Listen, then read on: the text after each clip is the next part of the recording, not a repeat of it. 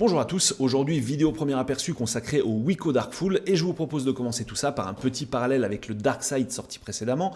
C'est vrai qu'on voit qu'en termes d'encombrement et ça on le verra moins par contre de poids, c'est pas tout à fait la même chose puisque cette fois pour ce nouveau terminal, Wiko opte pour une diagonale d'écran de 5 pouces mais propose tout de même une matrice HD donc de 1920 par 1080 pixels et qui propose un rendu des couleurs plus péchu qu'avec certains appareils précédents de la marque. Sur la base de l'appareil, on va retrouver les touches tactiles propres au système Android, à savoir menu Home ou Back, ce qui est tout à fait conventionnel.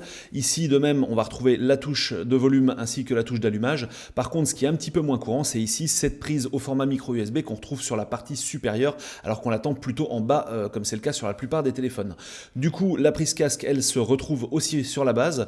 Alors, concernant la finition, bien sûr, on ne va pas se retrouver au niveau d'un HTC ou d'un Sony Xperia Z1, ça c'est logique. On rappelle que le téléphone est tout de même commercialisé au prix de 270 €, donc on ne va pas pouvoir non plus lui demander de décrocher la lune.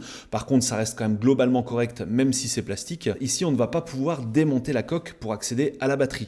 Cette dernière est intégrée à 100%. La capacité de base est de 16 Go de mémoire de stockage interne, mais vous voyez qu'elle n'est pas extensible par le biais d'une carte micro SD, ce qui est tout de même toujours un petit peu dommage. À l'arrière, on va trouver l'APN de 13 mégapixels, soit une capacité finalement record pour un terminal de ce prix, mais le Wiko Darkful nous rappelle malgré lui que le nombre de mégapixels ne fait pas tout, puisque là, je vous ai préparé un petit parallèle par rapport au Nexus 5 qui est pourtant pas réputé pour être le meilleur photophone du marché et comme vous pouvez le constater, l'image est nettement plus bruitée. Finalement, les photos vont être beaucoup plus nettes côté Nexus 5 et ce qui est encore plus gênant, et on le voit notamment ici au niveau des arbres, c'est qu'il y a un gros problème de colorimétrie puisque ici la peine va vraiment tirer nettement sur le rouge. Sur le Darkful, on va avoir l'impression d'être en automne alors que non, le feuillage est bien vert comme nous l'indique le Nexus 5. Rappelons que les deux photos ont évidemment été prises au même moment, sans quoi la comparaison n'aurait pas vraiment été possible. Pour finir sur la partie matérielle, on note ici la présence d'un verre de type Gorilla Glass qui offre une bonne résistance aux rayures mais qui n'a pas subi de traitement oléophobique, ce qui fait que l'écran va rapidement se transformer en accumulateur de traces de doigts.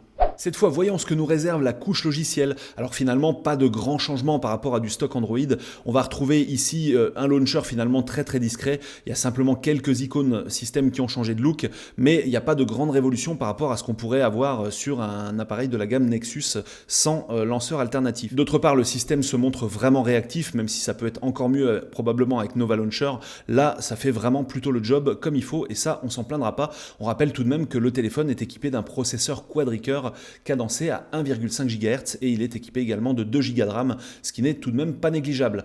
Des atouts qui vont finalement s'avérer payants également pour le surf, puisque là on va vraiment pouvoir naviguer dans de très bonnes conditions sur ce Wiko Darkful. Ensuite, concernant les jeux, hormis le fameux cas de figure Real Racing 3 qui est tellement bien optimisé qu'il est fichu de ramer sur un Snapdragon S800, ça se passe plutôt pas mal avec ce Wiko Darkful et on ne s'en plaindra pas. Et c'est vrai qu'on le rappelle, pour cette gamme de prix, vraiment on en a un maximum et ça c'est plutôt cool. Un autre test avec ce petit jeu de buggy pas forcément léger sur le plan 3D et qui va lui aussi s'exécuter à la perfection sur Wiko Darkful.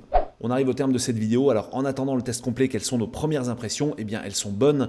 Il faudra simplement pas se laisser entraîner par les sirènes des mégapixels comme on a pu le voir lors de notre exemple comparé au Nexus 5.